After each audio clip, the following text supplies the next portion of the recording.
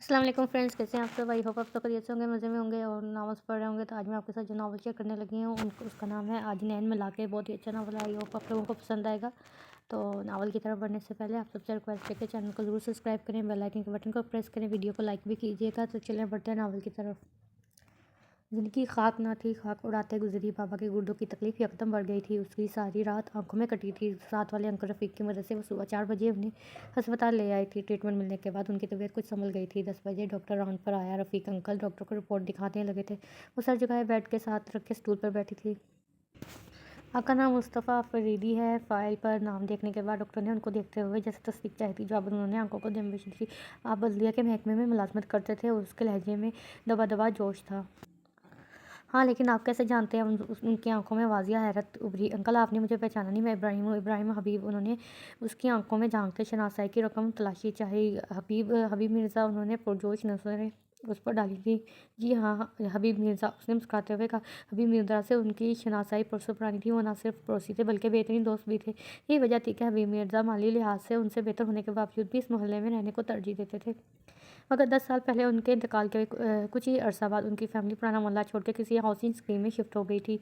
फिर वही हुआ था, गर्दिश अयाम में कम होते हुए उनकी फैमिली से राब्ता ख़त्म हो गया। आज इतने अरसे बाद हबीब को यूँ अपने सामने देखकर लगा था जैसे हबीब मिर्ज़ा से मुलाकात हो गई हो। वो काफ़ी पुरजोश से इब्राहिम से मिलने थे और जबकि उनकी हालत देखकर कदरे नादम था और कह रहा था, अंकल आई एम सॉरी। ज़िंदगी के झमेलों ने फुर्सत ही ना दी कि कभी पीछे मुड़ कर देखते। आपको ऐसे देखकर कितना दुख हो रहा है मैं बता नहीं सकता। अब्बा के साथ आपकी मोहब्बत और खलूस को हम आज भी याद करते हैं। उसको जहाँ इतने अरसे बाद मुलाकात पर खुशी हुई थी वहीं उनकी हालत पर अफसोस भी हुआ था। वो उनकी रिपोर्ट देख चुका था। उनके दोनों गुर्दे नकारा हो चुके थे। कुछ कमज़ोरी और उम्र तकाजा भी था कि जिसकी वजह से इस स्टेज पर उनका इलाज तकरीबन नामुमकिन था। उसे हकीकी मायनों में दुख हो रहा था। नहीं बेटे, तुमसे मुझे कोई शिकवा नहीं है। हम तुम्हारे बाप से शिकवा ज़रूर है। यूँ मुझे तनहा छोड़कर चला गया था। उसके पास जाकर ही ये शिकवा करूँगा। अब तो वो भी यकीनन अपनी तरफ बढ़ती मौत की आहट को पा चुके थे। बाबा उसने तरफ को कहते हुए पहली बार गुफ्तगू में हिस्सा लिया था जबकि अंकल रफ़ीक डॉक्टर के आने के बाद ही बाहर चले गए थे। शायद उनके घर से कॉल आ रही थी और इब्राहिम ने पहली सरसरी नज़र के बाद अब उस पर दूसरी नज़र डाली थी। ये इब्राहिम उसकी तरफ इशारा करते हुए मुस्तफ़ा अफरीदी को इस्तफ़हामिया देख रहा था। मेरी बेटी है आयरा। उन्होंने मोहब्बत से उसे देखकर कहा। आखिरी बार जब उसे देखा था तब वो 11-12 साल की हो गई। उसे तो शक्ल भी याद नहीं थी इसकी। तब वो खुद मेडिकल का स्टूडेंट था। मौत का डर नहीं, बस चाहता हूँ कि इतनी मोहलत मिल जाए कि इसे किसी महफूज हाथों में सौंप दूँ। वो इब्राहिम को पुरसोच नज़रों से देखते कह रहे थे, बाबा आप क्यों ऐसी बातें कर रहे हैं? वो बाकायदा रोने लगी थी। मुर्तज़ा अफरीदी आयरा को मिलाने लगे थे। जब कुछ देर बाद इब्राहिम ने मिसेज़ मुर्तज़ा अफरीदी के बारे में इस्तफसार किया था। अंकल आंटी कहाँ हैं? मतलब वो उसे दरअसल बात अधूरी छोड़ दी थी। बेटा, तुम्हारे बाप की तरफ तुम्हारी आंटी भी ज़्यादा अरसा मुझे बर्दाश्त नहीं कर पाई थी। इब्राहिम ने एक बेबस मुस्कुराहट उसके चेहरे पर देखी थी। तुम बताओ घर वाले सब कैसे हैं? उन्होंने दरअसल मौजू बदला था। जी ठीक हैं, बस सब अम्मी अमार भाई के पास लंदन में होती हैं जबकि मैं अभी चंद महीने पहले ही वहाँ से स्पेशलाइज़ करके वापस आया। उसने तफसीली जवाब दिया। और तुमने शादी कर ली या अभी तक ऐसे ही फिर रहे हो? वो पूछ रहे थे। एक लम्हे को तो वो बिल्कुल चुप हो गया। आप बताएं क्या लगता है? वो बिलवक़्त मुस्कुराया था। देखने में जो लगता है वो मैं तुम्हें अकेले में बताऊंगा। तुम वो बताओ जो हकीकत है। उन्होंने कमाल होशियारी से कहा था। गंवारा ही समझे। उनकी शरारत से महसूस होते हुए उसने कहा था, उनको पेन किलर देकर इससे उसने डिस्चार्ज कर दिया था। हालांकि अभी तक उनकी तबीयत इतनी संभली ना थी मगर वो अस्पताल में रुकने को तैयार ना थे। मजबूरन उनको डिस्चार्ज करना पड़ा था। ये एक प्राइवेट अस्पताल था। वो यहाँ के किडनी वार्ड का मोस्ट सीनियर डॉक्टर था। वो डिस्चार्ज होकर घर आ गए थे मगर बामुश्किल 2 घंटे ही गुजरे थे कि उनकी हालत दोबारा ख़राब होने लगी थी। घबराहट और परेशानी के मारे आयरा रोने लगी थी। तब उसे इब्राहिम का दिए हुए कार्ड का ख्याल आया था जो उसने वापस आते हुए उसे दिया था कि परेशानी की सूरत में उसे इत्तला किया जाए, क्योंकि वो जानता था कि पेन किलर का असर ख़त्म होने के बाद उनको दोबारा तकलीफ शुरू हो सकती है। उसने फ़ौरन कार्ड से नंबर देखकर उसे फ़ोन किया। उसने न सिर्फ पहली बेल पर फ़ोन उठा लिया बल्कि सूरत हाल जानने के बाद उसे तसल्ली दी थी और जल्द एम्बुलेंस भेजने की यकीन दहानी भी करवाई थी। वो महज 3 घंटे 15 मिनट बाद दोबारा से रूबरू थे। वो अब की बार उनकी हालत बहुत ज़्यादा ख़राब थी। ابراہیم نے روتی ہوئی آئرہ کو باہر بھیجا تھا اور ساتھ ہی ڈاکٹر کے ہمراہ معائنہ کرنے لگا تھا، جب انہوں نے اس کا ہاتھ پکڑ کر ایسی بات کی کہ وہ کچھ پل کے لیے تو بالکل سناٹے میں چلا گیا تھا۔ ان کی خاموشی کو وہ ان کا انکار سمجھے تھے، وہ اس کے سامنے ہاتھ جوڑ دیے تھے۔ انکل یہ کیا کر رہے ہیں آپ؟ اس نے فوراً ان کے بندھے ہاتھوں پر اپنے مضبوط ہاتھ رکھے تھے۔ میری بیٹی کو اپنا لو ابراہیم بیٹا، تمہیں اندازہ نہیں ہے میں اس کی وجہ سے کتنا پریشان تھا، مگر جب سے تم سے ملا ہوں لگتا ہے اللہ نے تم سے ملنے تک ہی مہلت دی تھی مجھے۔ ان کا سانس اکھڑنے لگا تھا۔ انکل کیسی باتیں کر رہے ہیں آپ کچھ نہیں ہوگا، انشاءاللہ آپ ٹھیک ہو جائیں گے، اس نے نظریں چراتے ہوئے کہا۔ بیٹا تم بھی جانتے ہو اب وقت نہیں ہے، یہ طفل تسلیاں نہ دو مجھے، بس مجھ پر احسان کر دو۔ وہ آزمانی نظروں سے اسے دیکھ رہے تھے۔ لیکن انکل میں نہیں کر سکتا یہ، اس نے بے بسی سے کہا۔ کیوں؟ صبح تم خود ہی کہہ رہے تھے کہ ابھی تک تم نے شادی نہیں کی، پھر اس کے علاوہ کیا وجہ ہے؟ وہ بالوقت بات کر رہے تھے اور ابراہیم ان کی حالت دیکھتے ہوئے خود کو مثبت پا رہا تھا۔ تو ہے ابراہیم حبیب، تم پر ایک کرب المرگ شخص کے ساتھ اسکوٹی کھیل کر اس کی چند بچی ہوئی سانسوں کو مزید مشکل کر رہا ہے۔ وہ دل ہی دل میں خود سے مخاطب تھا، کچھ سوچتے ہوئے اس نے اپنی فیصلے طرف تکتے پایا تھا۔ کیا میں اتنا خود غرض اور خور ہوں کہ ان امید بھری نظروں کی جلتی ہوئی جوت بجھا دوں؟ اس نے خود سے جواب دیا تھا، اور جواب نہیں تھا۔ اس نے گہری سانس لیتے ہوئے مرتضیٰ افریدی کے ہاتھ تھام کر اس بات میں سہلایا تھا احسان تکاشف سے بھیگی آنکھوں سے انہوں نے اس کا ہاتھ پر بوسہ دیا تھا۔ بابا یہ کیا کہہ رہے ہیں آپ؟ حیرت سے اس کی آنکھیں جو جھلک پڑی تھی، اور آج کل تو ویسے ہی باپ کی بیماری نے اسے زرد و رنج کر دیا تھا۔ میرے پاس وقت نہیں ہے بیٹا، میں آج ہی تمہیں ابراہیم کے ساتھ رخصت کر دوں گا۔ وہ تو جیسے سب کچھ طے کیے بیٹھے تھے۔ ابراہیم کے مثبت جواب کے بعد وہ ضد کر کے ایک بار پھر گھر واپس آ گئے تھے۔ بابا ایسا مت کریں، ایسا نہ کریں۔ وہ اس کے سینے پر ہاتھ سر رکھ کر لگ پڑی تھی۔ میری جان، اور کوئی راستہ نہیں ہے میرے پاس، یہ تو اللہ کا شکر ہے، بلکہ معجزہ ہے کہ ابراہیم ایسے اچانک ہم سے آ ملا۔ وہ اسے دھیرے دھیرے سمجھا رہے تھے۔ لیکن بابا ایسے کیسے؟ آپ 10 سال بعد ان سے مل رہے ہیں، آپ کیسے یقین کر سکتے ہیں ایسے کسی پر؟ وہ کسی طور پر راضی ہونے کے موڈ میں نہ تھی۔ اچھا تو پھر تمہاری پھوپھو کا وہ آوارہ سمیع کیسا رہے گا؟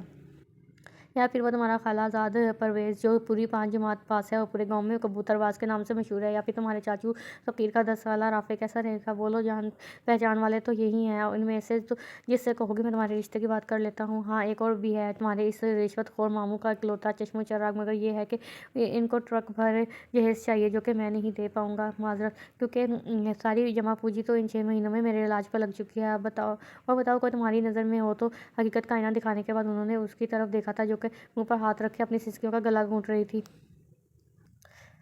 مجھے معاف کر دینا بیٹا کہ میں نے اتنی صفاقت سے تمہیں حقیقت سے روشناس کروایا، مگر سچ یہی ہے میری بیٹی، میرے بعد کس سے پوچھنا ہے تمہیں؟ یہ سب کے سب خود غرض ہیں۔ میرا جنازہ اٹھنے کے بعد ان کے دلوں سے میرے جانے کا غم بھی یوں اٹھ جائے گا، انہوں نے ہولے سے چٹکی بجاتے ہوئے کہا، اور اسے نئے سرے سے قائل کرنے لگے تھے۔ یہ ان کے رشتہ داروں کی خود غرضی اور لاپرواہی ہی تھی جنہوں نے ان کی بیماری میں ان کے گھر جھانک کر بھی نہ دیکھا تھا۔ اگرچہ وہ کوئی طویل عرصے سے بیمار نہ تھے، بس چند مہینے پہلے ہی بیماری کی تشخیص ہوئی تھی، جس کے بعد وہ اتنے ناتواں ہو گئے تھے کہ بستر سے اٹھ ہی نہ پائے تھے۔ جب بیماری میں رشتہ داروں نے ساتھ نہ دیا تو ان کے بعد آئرہ کو کس نے پوچھنا تھا؟ یہی سوچ تھی کہ وہ اپنوں کے مقابلے میں کسی غیر پر بھروسہ کرنے کو ترجیح دے رہے تھے۔ ان کو ملے 24 گھنٹے بھی گزرے نہیں تھے جب وہ نکاح کے بندھن میں بندھ گئے تھے۔ مرتضیٰ افریدی کی خواہش پر نکاح کی رسم گھر میں ادا کی ہوئی تھی۔ ابراہیم کی طرف سے ان کے چند کولیگز نے نکاح میں شرکت کی تھی، جبکہ ان کی امی اور بھائی ملک سے باہر تھے، جس کے بارے میں وہ پہلے ہی مرتضیٰ افریدی کو مطلع کر چکے تھے۔ اگرچہ وہ ساری صورتحال ماں کے گوش گزار کر چکا تھا، وہ بخوشی اسے نکاح کی اجازت بھی دے چکی تھی، بلکہ وہ تو کافی عرصے سے اسے شادی کا کہہ رہی تھی، مگر وہ ہی ہر بار ٹال دیتا تھا۔ نکاح میں ڈاکٹر سدرا بھی شریک تھی، جو نہ صرف ایک مشہور گائنی ڈاکٹر تھی بلکہ ابراہیم کی کلاس فیلو اور بہت اچھی دوست بھی تھی۔ وہ دونوں کولیگز بھی تھے۔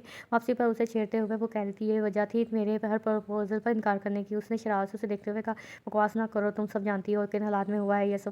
وہ واقعے میں جھرجھرایا ہوا تھا۔ اسی کو تو کہتے ہیں کہ قدرت کے فیصلے۔ آئرہ کو دیکھ کر نہ میرا دل ہی خوش ہو گیا، بلکہ سچ کہہ رہی ہوں، اتنی پیاری اتنی نازک لڑکی، میرے ہائے بیچارے، کیسے پتھر سے سر پھوڑ گئی۔ اسی طرح اور ابراہیم کی ٹانگ نہ کھینچے، ایسا ہو سکتا ہے؟ بہت ہی پیاری لگ رہی تھی۔ ابھی تو شادی میں یہ حال ہے، جب بن سور کے آؤ گی تو بجلیاں گرائے گی بجلیاں۔ سدرا مسلسل آئرہ کی تعریفیں کر رہی تھی، مگر ابراہیم کی بے نیازی عروج پر تھی۔ نہ صرف وہ بلکہ دوسری طرف بھی حالات کچھ مختلف نہ تھے۔ نکاح کے بعد وہ اس کے سامنے ہی نہیں آئی تھی، جب تک وہ گھر سے چلا نہیں گیا تھا، وہ کمرے سے باہر نہیں نکلی تھی۔ نکاح ہو چکا تھا، مگر پھر وہ ہو گیا تھا جس کا ڈر آئرہ کے لاشعور میں کب سے تھا۔ بابا اسے چھوڑ کر جا چکے تھے ہمیشہ کے لیے۔ ابھی نکاح ہوئے کچھ گھنٹے ہی گزرے تھے کہ بابا کی طبیعت ایک بار پھر بگڑنے لگی تھی۔ وہ تو آئرہ کو نکاح کے بعد رخصت کر دینا چاہتے تھے۔ मगर इस बार आयरा डट चुकी थी। तब मुस्तफ़ा अफरीदी भी खामोश हो गए थे। शायद वो भी जान चुके थे कि उनकी पूंजी हयात ख़त्म हो चुकी है। अब्बू को गुजरे 3 दिन हो चुके थे और अभी तक यकीनो बेयकीनी की कैफियत में थी और उसके रिश्तेदार अब्बास ये कह रहे थे वो सब खुदगर्ज और अपने आप में मगन है। अभी कुछ देर पहले उसकी खालाजाद उसे कमरे में बिठा कर गई थी, जबकि चाचू उसके पास आकर पूछ रहे थे कि दूध कहाँ से मंगवाते हो, इतना पतला दूध। तुम्हारे चाचा तो खालस दूध की चाय पीते हैं, ऐसी चाय नहीं पीते वो।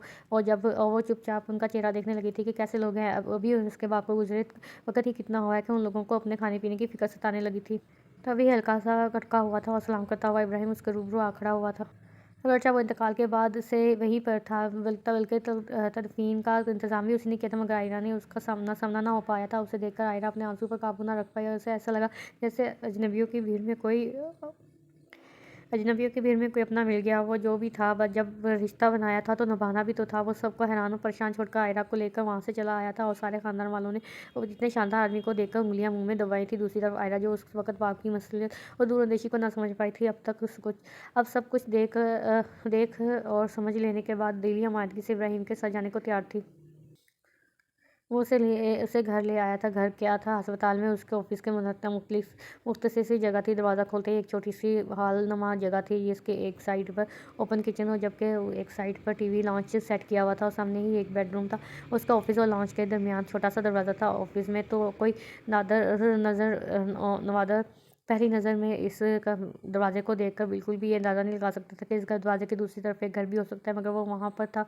एक वक्त था जब वो भी घर का सुकून चाहता था, मगर अब ऐसा नहीं था। अब वक्त बदल चुका था। अब सारा वक्त वो अस्पताल में ही रहता था,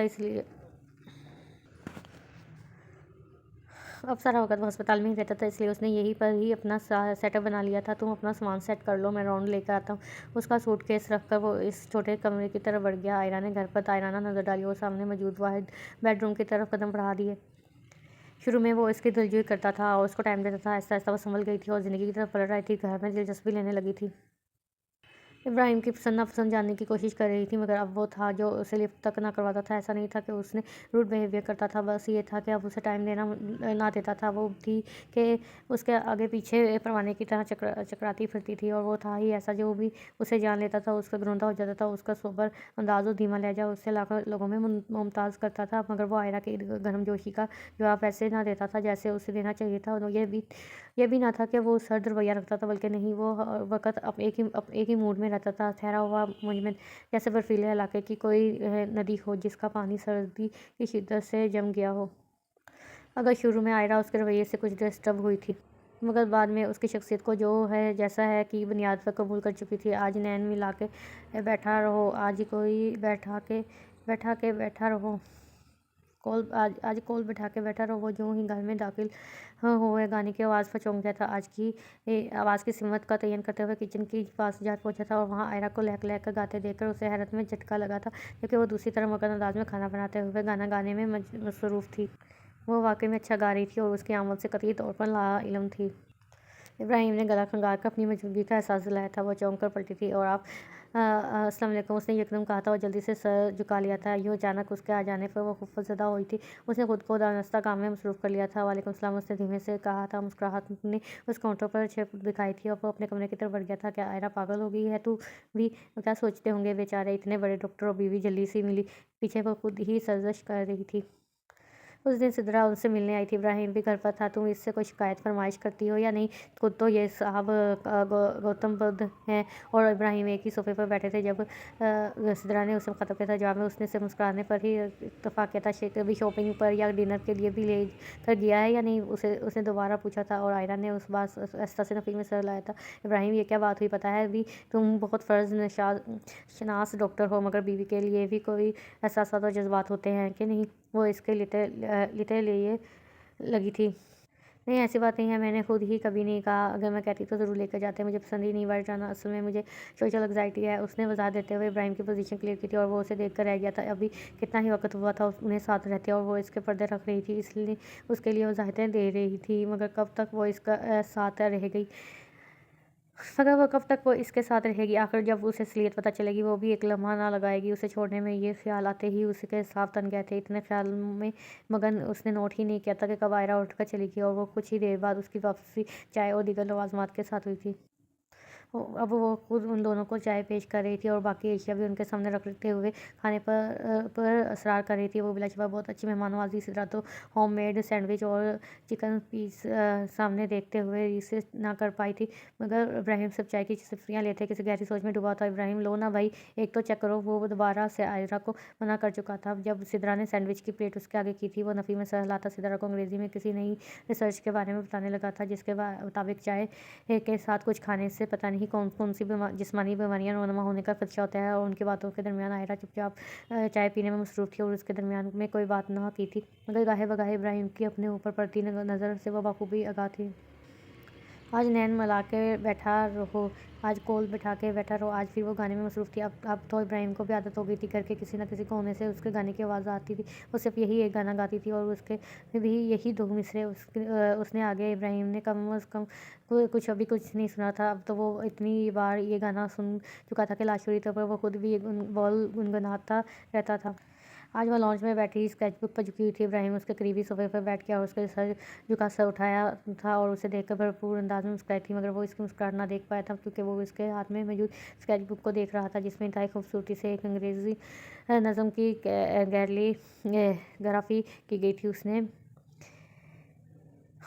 आहिस्ता से बुक उसके हाथ से ले ली थी और सफ़ेद पलट कर देखने लगा। तकरीबन आधे से ज़्यादा बुक पर उसी तरह कैलीग्राफी की गई थी। वो देखते हुए फैसला नहीं कर पा रहा था कि आया नज़मों के बोल इतने अच्छे होते हैं कि वो लिखती हुई ज़्यादा अच्छी थी, क्योंकि हर सफ़े अपने आप में शानदार और बेमिसाल था। ये तुमने? उसने हैरत से उसे देखा था।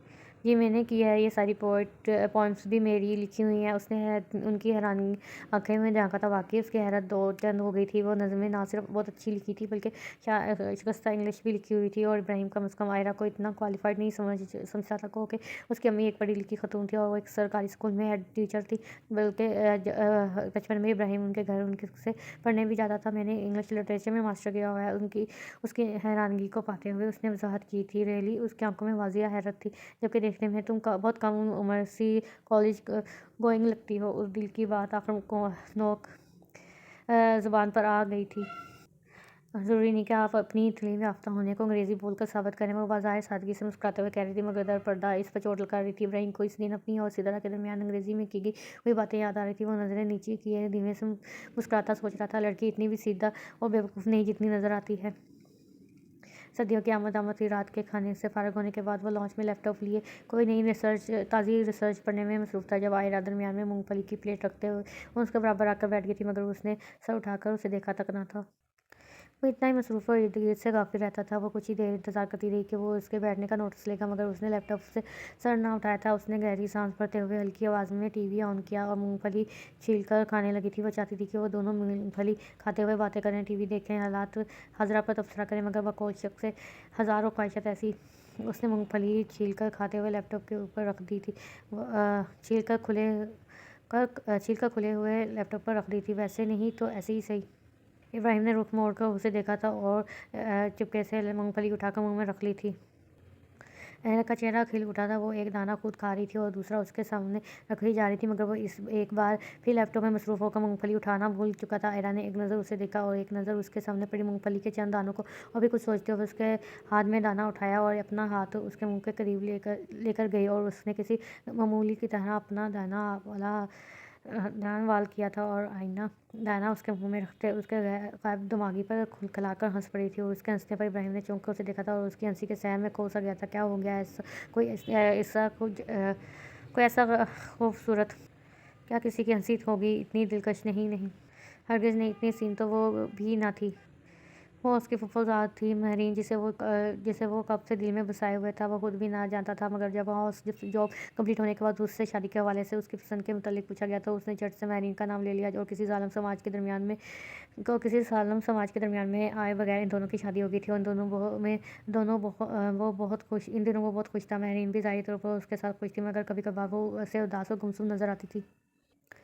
ان کی شادی کو 1 سال گزر چکا تھا جب ماہرین نے اسے اپنے ٹیسٹ کروانے کو کہا تھا، کیونکہ ابھی تک وہ خوشخبری سے محروم تھے۔ البتہ ابراہیم کے نزدیک یہ بہت جلدی تھا، مگر وہ اس طرح بات کرتی تھی جیسے کہ وہ اس کے سامنے کچھ بول نہ پاتا تھا۔ آخر کچھ عرصہ مزید گزرنے کے بعد اس نے ابراہیم کو راضی کر لیا تھا۔ اگرچہ وہ خود ایک ڈاکٹر تھا، مگر ماہرین اسے اپنے ریفرنس کے ڈاکٹر کے پاس لے کے گئی تھی اور ان دونوں کے ٹیسٹ رپورٹ بھی خود ہی لے کر آئی تھی۔ پھر اس نے ابراہیم کو یہ روح فرزاں خبر سنائی کہ وہ اپنی نسل آگے نہ بڑھا پائے گا، جسے سنتے ہی وہ ایک شوق کے زیر اثر آ گیا تھا۔ اس نے اس انداز سے اس بات کو پیش کیا کہ ابراہیم کو یہ خیال بھی نہ گزرا کہ وہ خود ان رپورٹس کو چیک کرے۔ اس نے مسئلہ تو خدا کی مرضی کہتے ہوئے ابراہیم کی زبان بندی کروا دی تھی، بلکہ اس نے اپنی قسم دی تھی کہ یہ بات کبھی بھی باہر نہیں آنی چاہیے۔ نہ صرف ماہرین کے بلکہ ابراہیم کے گھر والے بھی اس بات سے قطعی طور پر لا علم تھے۔ کچھ عرصہ گزرنے کے بعد اس نے طلاق کا مطالبہ کر لیا تھا اور ہر بار کی طرح اس بار بھی ماہرین جیت گئی تھی، جبکہ ان دونوں کے فیملیز نے بہت پاس برس کی تھی، مگر وہ ذہنی ہمی نہیں ہو رہی کا جھوٹا لاگ ابلتے ہوئے ایک دوسرے سے جدا ہو گئے تھے۔ طلاق کے بعد کچھ عرصہ بعد ہی ماہرین کے لیے کسی بلوچ خاندان سے رشتہ آ گیا تھا اور وہ شادی کر کے بلوچستان شفٹ ہو گئی تھی۔ دوسری طرف ابراہیم اسپیشلائز کے لیے لندن چلا گیا تھا۔ 5 سال کے بعد واپس آیا جب اسے خبر ملی کہ 5 سال میں ماہرین 3 بچوں کی ماں بن چکی تھی۔ اس خبر نے جیسے ان رپورٹس کو سچ ثابت کر دیا تھا۔ یہ وجہ تھی کہ ان دونوں وہ خود سے بھی خائف رہتا تھا۔ یہ مسئلہ وہ کسی سے بھی ڈسکس نہیں کرنا چاہتا تھا، یہاں تک کہ اپنی فیملی کے ساتھ بھی۔ حالانکہ سدرا نے کئی بار اسے کریدنے کی کوشش کی تھی، مگر وہ ہر بار ٹال دیتا تھا۔ انہی دنوں اسے ٹکراؤ مرتضیٰ افریدی سے ہوا۔ وہ ان کا پرپوزل سن کر منچار رہ گیا تھا۔ یہی وجہ تھی کہ وہ آئرہ سے شادی نہیں کرنا چاہتا تھا، مگر ہوتا وہی ہے جو اس قسمت میں لکھا ہوا ہے۔ اس کے لاکھ نہ چاہنے کے باوجود آئرہ اس کی زندگی میں شامل ہو چکی تھی۔ اس دن وہ معمول کے مطابق چیک اپ سے فارغ ہو کر اپنے روم میں بیٹھا تھا جب اس کے موبائل پر میسج کی ٹون بجی۔ اس نے موبائل اٹھا کر دیکھا کہ آئرہ کا میسج پڑھتے ہوئے وہ جیسے جھٹکوں کی زد میں آ گیا تھا۔ لمحے کی تاخیر کیے بنا وہ اس کے روبرو تھا۔ آئرہ اسے دیکھ کر حیران رہ گئی۔ ابھی تو اس نے میسج کیا تھا، اتنی جلدی اسے اپنے سامنے دیکھنے کی توقع وہ نہیں کر رہی تھی۔ وہ حیرت سے اسے دیکھ رہی تھی۔ جس کے چہرے پر انتہائی ناقابل فہم تاثرات تھے، اس کے چہرے کے بدلتے زاویہ آئرہ کو الجھن میں مبتلا کر رہے تھے۔ یہ کیا میسج کیا ہے تم نے؟ فون اس کی نظروں کے سامنے کرتے ہوئے اس نے پوچھا۔ وہ کچھ بھی ایکسپیکٹ کر سکتی تھی، مگر میسج پڑھنے کے بعد اس کا رویہ ایسا ہوگا اس کا اندازہ اس کو ہرگز نہیں تھا۔ اس سے پہلے کہ وہ کوئی اور جواب دیتی، وہ اس کو لے کر ہسپتال کی طرف بڑھا تھا۔ وہ تیز قدموں سے چلتا سدرا کے آفس میں جا کر رکا تھا۔ اور ابراہیم تم آئے، آئرہ کیسی ہو؟ سدرا نے اٹھ کر آئرہ کو گلے لگایا تھا۔ آئرہ کو رسمی سا مسکرا بھی نہ سکی تھی۔ ابراہیم کی الجھی ہوئی نظروں اسے اپنے اوپر محسوس ہو رہی تھی۔ خیر ہے، اسے میں نے خیزی سے ان دونوں کو دیکھا تھا، یہی تو کنفرم کرنے آئے ہیں تم سے۔ ابراہیم نے مصنوعی بشاشت چہرے پر سر جائے کہا تھا۔ سدرا سر ہلاتے ہوئے آئرہ کو اپنے ساتھ لے گئی تھی۔ چند منٹ گزر چکے تھے۔ ابراہیم بند مٹھیوں کے اوپر چہرہ جمائے بیٹھا تھا، مسلسل ہلتی ہوئی ٹانگیں اس کے اندرونی اعصاب کی غماز تھی۔ دفتن سدرا مسکراتے ہوئے چہرے کے ساتھ نمودار ہوئی اور اس کو مبارکباد دینے لگی تھی۔ اس نے سدرا کے پیچھے کھڑی آئرہ کو دیکھا جو اسے ہی دیکھ رہی تھی، اور لمحے کی تاخیر کیے بنا اس کا ہاتھ پکڑ کر جیسے تیزی سے آیا تھا اسی تیزی سے نکلتا چلا گیا تھا۔ سدرا پیچھے سے آوازیں دیتی رہ گئی تھی۔ کس کا بچہ ہے یہ؟ گھر میں داخل ہوتے ہی اس نے سرد اور دھیمے لہجے میں پوچھا تھا۔ جی کیا مطلب ہے آپ کا؟ حیرت کی زیادتی سے اس کی آواز لڑکھڑا گئی تھی۔ اچھی طرح سے مطلب پتہ ہے تمہیں؟ اتنی بچی نہیں ہو تم۔ اس نے سرد نظروں سے اس کی آنسوؤں سے بھری بے یقین آنکھوں میں جھانکا تھا۔ اس کے چہرے پر اتنی بے یقینی اور تکلیف تھی کہ ایک لمحے کو ابراہیم کا دل اور پختہ لہجہ بھی ڈگمگا گیا تھا۔ اس سے پہلے کہ وہ مزید کوئی بات کرتا یا پاس بست کرتا، وہ اس کے کاٹدہ لہجوں کا بوجھ نہ سہار پائی تھی اور کرے قدموں سے ڈہ گئی تھی۔ ایک پل کو سناٹا چھا گیا تھا۔ اگلے پل وہ دوڑ گیا تھا اور نیچے گری ہوئی آئرہ کو پکارنے لگا تھا۔ ایسی صورتحال تو اس کے وہم و گمان میں بھی نہ تھی۔ ایسے لگ رہا تھا اس کا دماغ کام کرنا چھوڑ چکا ہے۔ دفتر اس کا فون بجا تھا۔ دوسری طرف سدرا تھی جو اس کے تھوڑے دیر پہلے والے برتاؤ پر حیران تھی اور اس کے متعلق پاس برس کر رہی تھی۔ وہ اس کی بات کا تو کیا ہی جواب دیتا، اسے آئرہ کے بے ہوش ہونے کا بتا کر جلد گھر پہنچنے کو کہہ رہا تھا۔ سدرا اگلا چند منٹ میں اس کے سامنے تھی۔ اس کے آنے سے پہلے وہ آئرہ کو اندر بیڈ پر لٹا چکا تھا۔ اس کا بلڈ پریشر خطرناک حد تک گر چکا تھا۔ سدرا نے معائنہ کرنے کے بعد اسے بتایا کہ اسے ہسپتال میں شفٹ کرنے کا انتظام کرنے لگی تھی۔ ابراہیم بے بسی سے لمحہ بہ لمحہ زرد پڑتے اس کے چہرے کو دیکھ رہا تھا۔ لیکن ہوا کیا ابھی 5 منٹ پہلے تو میرے سامنے سے ٹھیک ٹھاک ہوئی ہے۔ بڑی مشکل سے اس کے بلڈ پریشر کو نارمل کرنے کی کوشش کر رہی تھی، مگر وہ نارمل ہونے میں نہیں آ رہا تھا۔ اب وہ اس سے پاس بس کر رہی تھی، مگر وہ بالکل چپ تھا۔ اس وقت اس نے ایک لفظ بھی نہ بولا گیا تھا۔ اندر اس کا معائنہ ہو رہا تھا جب ڈاکٹر بھاگتا ہوا آیا۔ اسے بتا رہا تھا کہ آئرہ کا بلڈ پریشر لو ہونے کے بعد ایک دم سے ہائی ہو گیا ہے۔ سدرا فوراً اندر کی طرف بھاگی تھی۔ ابراہیم خود کو گھسیٹتے ہوئے شیشے کی کھڑکی سے اندر لیٹی آئرہ کو دیکھنے لگا، جس کے چہرے پر تکلیف کے آثار وہ بہت یہاں سے بھی واضح دیکھ پا رہا تھا۔ کیا یہ لڑکی مجھ سے بے وفائی کر سکتی ہے؟ آئرہ کی معصوم شکل اتنی اس کی آنکھوں کے سامنے تھی۔ اگر یہ نہیں تو پھر کہاں غلطی ہوئی ہے؟ آج نین ملا کے بیٹھا رہو۔ आज कॉल बैठा के बैठे रहो। दूर कहीं से उसे आयरा की आवाज़ आवाज़ आ रही थी। उसका इसरार और बेचैनी बढ़ती जा रही थी। इब्राहिम, तुमने ये क्या कहा है? ऐसा जो वो मरने के करीब हो गई? या सिदरा एक बार फिर उसके सामने थी। इतना तो मैं जानती हूँ, जो हुआ इस 4-5 मिनटों में हुआ है, जो तुम मेरे पास से होकर गए हो, मगर इतनी सी देर में तुमने ऐसा क्या कह दिया है? वो उसकी तरफ देख रही थी, जबकि वो ऐसे था जैसे यहाँ मौजूद ही ना हो। इब्राहिम, वो मर जाएगी, तुम खुद डॉक्टर हो, मुझे तुम्हें बताने की ज़रूरत तो नहीं। अब की बार ब्लड प्रेशर अगर बढ़ा तो उसके दिमाग की नसें भी फट सकती हैं। वो बुरी मुश्किल से उसके ब्लड प्रेशर को कंट्रोल में लाई थी। वो इस कदर स्ट्रेस और ज़िंदगी से मायूस क्यों लग रही है? इब्राहिम ने नज़र उठाकर देखा था। सिदरा उसे ही देख रही थी। गहरी सांस लेते हुए उसने बोलना शुरू किया। वो राज जो उसके और महरीन के अलावा किसी को मालूम ना था, उसके अलावा भी सब कुछ सिदरा के सामने खोल कर रख दिया उसने। ज़्यादा वो इसका राज का बोझ नहीं उठा सकता था। उसकी बात सुनते ही सिदरा के चेहरे के ताज़ा लम्हा बदल रहे थे। तो ये वजह थी तुम्हारी शादी ना करने की? इब्राहिम अपनी बीती सुनाने के बाद यूं ही खामोश हुआ। सिदरा ने उसे देखते हुए पूछा, देखो इब्राहिम, उसे 6 माह हुए हैं तुम्हारे ज़िंदगी में आए, और मेरी इससे चंद मुलाकातें हुई हैं। मैं नहीं मान सकती कि आयरा कुछ गलत कर सकती है, बल्कि वो तो घर से बाहर ही नहीं निकलती। यही तो बात है सिद्रा, मुझे इस पर शक नहीं है, मगर ऐसा किस तरह हो सकता है, जो कि महरीन ने खुद उसे नाश्ता बात अधूरी छोड़ दी। इसका जवाब तो मोहतरमा महरीन ही दे सकती है। फ़ोन करो, इसे नंबर है तुम्हारे पास।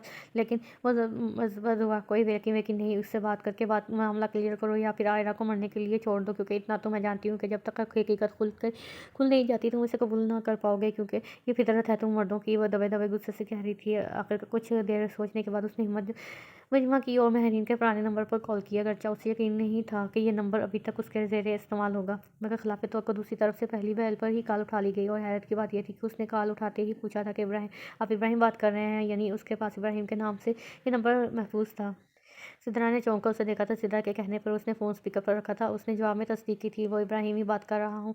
मैं जानती थी इब्राहिम, तुम एक दिन ज़रूर मुझे फ़ोन करोगे। वो कह रही थी कि तुम वजह भी जानती होगी कि क्यों फ़ोन किया। उसने सर्द लहजे में कहा, हाँ मैं जानती हूँ, मैं शुरू से तुम्हें सब बताती हूँ, क्योंकि अपना जवाब सुनने के बाद तुम पूरी बात नहीं सुनोगे, मगर मेरी सारी बात जानने के बाद तुम शायद मुझे समझ सको। कहते हुए उसने बोलना शुरू किया, मैं और दराब यूनिवर्सिटी में पढ़ते थे, हम दोनों एक दूसरे को पसंद करते थे। वो जल्द मेरा रिश्ता भेजने वाला था, मगर अचानक उसकी फैमिली में ख़ानदानी जद्दाद और कबीले की सरदारी को लेकर मसाइल शुरू हो गए थे, और वो लाहौर छोड़ कर चला गया था। इन दिनों उसकी कोई खैर खबर नहीं थी। मैं बहुत परेशान तभी अचानक तुम्हारा रिश्ता आया। आना फाना हमारी शादी तय हो गई। मुझे यकीन था कि दराब वापस आएगा, मगर मैंने चूँकि उसके बारे में किसी को नहीं बताया था, इसलिए मैं अकेली कोई स्टैंड ना ले पा रही थी, और यूँ हमारी शादी हो गई। शादी के बाद भी मैं उससे भूल ना पाई थी, मगर जैसे तैसे खुद को समझौते के लिए तैयार कर लिया था। मगर तभी एक दिन दराब ने मुझसे रब्ता किया, और उसकी आवाज़ सुनकर मुझे कुछ याद ना रहा, और मैंने रोते हुए उसे सब तफसील बता दिया। उसने मुझे तसल्ली दी, और फिर हमने मिलकर वो प्लान बनाया। बात करते हुए वो कुछ देर को रुकी, और इब्राहिम ने प्लान सुनकर